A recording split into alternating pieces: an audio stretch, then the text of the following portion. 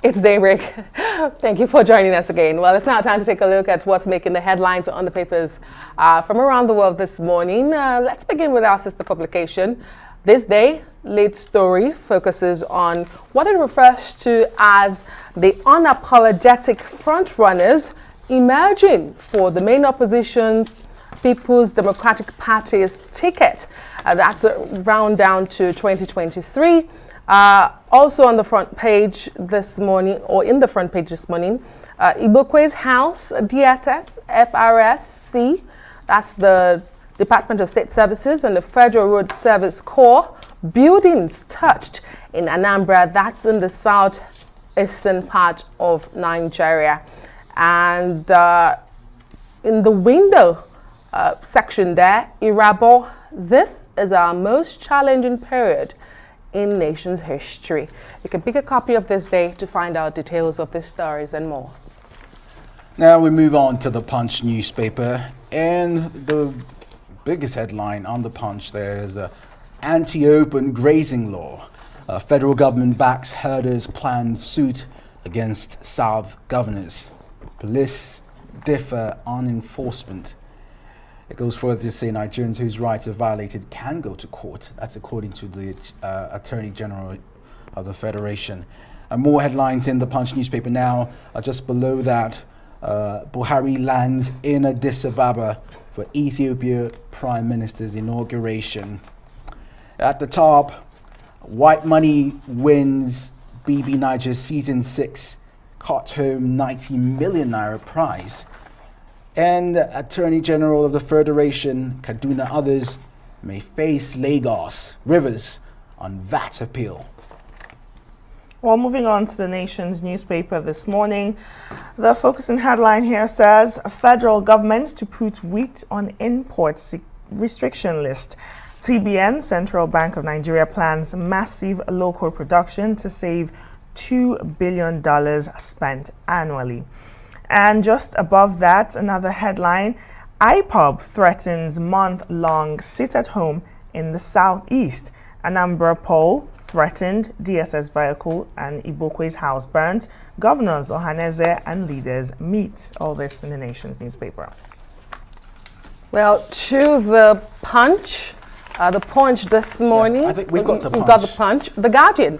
Let's look at the Guardian. 30,000 shareholders abandon dividends over inflation. Red tape. 5 northern states joined the Federal Inland Revenue Service in VAT dispute against Rivers and Lagos. Kogi alleges smear campaign against governor. Anambra government blames APC, federal government for insecurity in state. And resident doctors may call off strike today. That is such good news. A lot of Nigerians will be pleased to hear that. Hopefully it falls through. Moving on to the international papers now. Quickly, a quick look at the Daily Mirror. COVID mental health toll. The silent virus victims. It says 1 in 4 Brits says their state of mind worse since pandemic. More headlines from the Daily Mirror. Chaos until Christmas, but it's not our fault. Bleat Tories. Moving on to the Independent newspaper. 2 major headlines here. Prime Minister Boris Johnson tells businesses to save Christmas. Says the government cannot fix every bit of the supply chain as winter shortages are predicted. And just under that picture, Blair's avoided £300,000 tax bill on London House. Tony and Sherry Blair avoided paying £312,000 in tax on the purchase of a property. This is shown in some leaked documents. Well, let's start the press review now with Emmanuel Bello, who joins us from our off-site studio. Good morning, Emmanuel. The start of a new week and the papers are fresh with stories. But let's look at what this day is reporting. It refers to them as the unapologetic frontrunners, it says, for the PDP. If I can get, yes, unapologetic frontrunners emerge for Pdp'S ticket. Just looking at some of those names there, Governor of Rivers State, Nyesom Wike, Governor Emmanuel Udom of Akwa Ibom State, Governor Ifeanyi Okowa of Delta State, Pius Ayim, former federal lawmaker, and of course Seyi Makinde, who's the governor of Oyo State. What are your thoughts? This is a fallout from the Zoning Committee's decision last week. Well, I think this day has a very beautiful story there. Coming out of the weekend, normally the weekend is slow, and editors will be last night thinking of what they think will capture the minds of Nigerians. And there are three major issues, I think, in the minds of Nigerian: politics, security, and the economy. And this day, boldly running, unapologetically running with a position already on the matter that, look, the PDP ticket is up for grabs, and these are the Frontrunners. I think it's a huge story, and it's setting the tone for that whole what we've been talking about. That 2023 is going to be interesting. I think politicians, especially with PDP done with this zoning, we rush into it. All sorts of people are saying things around the issue. There are people who are saying that, okay, fine, yes, you've zoned it to the south. Some people, very important voices in the polity, are saying that why the zoning, throw it open for everybody to run. But if the PDP is already clear about its zoning and it's saying, look, it's to the south, and so it's a good one that we are this day starting early by identifying not just the zone that the PDP is zoning to, but even individuals. And so you have them boldly with their pictures there. This presidential material, Nigerians are now going to be forced to think about them, run through their records, fact check them, ask themselves whether these people have got national appeal, do they have the competencies, do they have what it takes to be the president of the country. And quite an interesting array there from the very young, energetic governor of Oyo State, Makinde there, who has some kind of appeal, especially among the youth, and to Wike, who is actually, over the years shown himself as an opposition figure. So very interesting set of people. The next thing for most of us to be doing now is to fact check them and to ask questions about their competencies and how they are going to run their races. The road to the presidential villa. I think that would be a very good one as the days go on, to look at how each one of them maybe will strategize to not just win a region, but all the regions put together, appeal to all the various segments, and run for a huge presidential race 2023. Okay. Now, Emmanuel, if we could make a quick jump immediately to the Punch newspaper. The headline on the Punch newspaper is saying the federal government backs herders' suit. They're trying to take the South governors to the courts. Now, does this confirm some claims that citizens have about the federal government still being in support of grazing instead of ranching? Well, this story actually gives, credence to that kind of fear and feeds into that whole, image of the federal government being one-sided and everything. But, immediately there on the same story, it says, if you look at it, say, well, we are just trying to, that's the AGF of saying Nigerian whose rights are violated can go to court.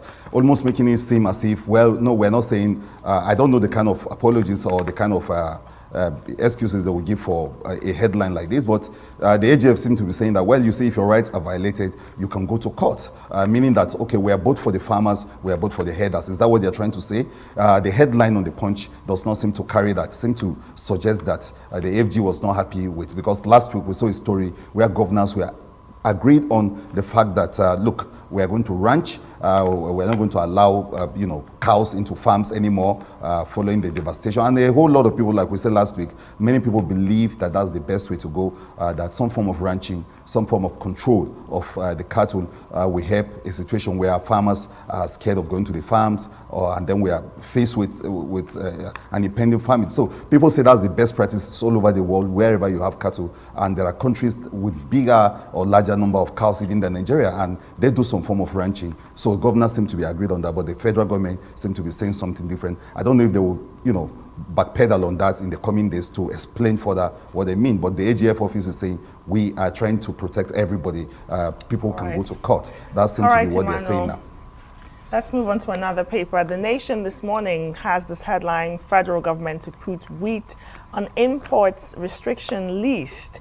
Wheat obviously is used to produce bread, noodles, pasta, malted milk. Now, it says the CBN plans a massive local production to save an apparent $2 billion spent annually. What's the impact of this, Emmanuel? Well, if you're like me, you're a bread lover. I don't know about this one, Kenneth, but if you're like me, you love your bread, this should be a disturbing story. And I think the first paragraph there of the news seem to point to that, because it's staple and, bread. That's one of the only things that most people, you see that even in the Lord's Prayer, give us this day our daily bread. I think there are a whole lot of people who love this story and everything. It's good news, bad news. On the good side of it, yes, it's going to boost local production of wheat, and wheat farmers are going to have a good day, saving 2 billion naira in that sector. But on the other hand, there are people who will be worried that this might lead to the scarcity of their, already the price of bread in the market is just, for the lack of a better word, crazy.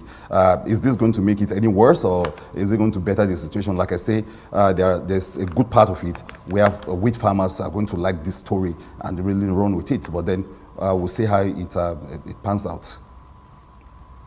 Emmanuel, I don't know if you can touch on this. One of the stories from The Guardian this morning is that resident doctors may call off their strike today.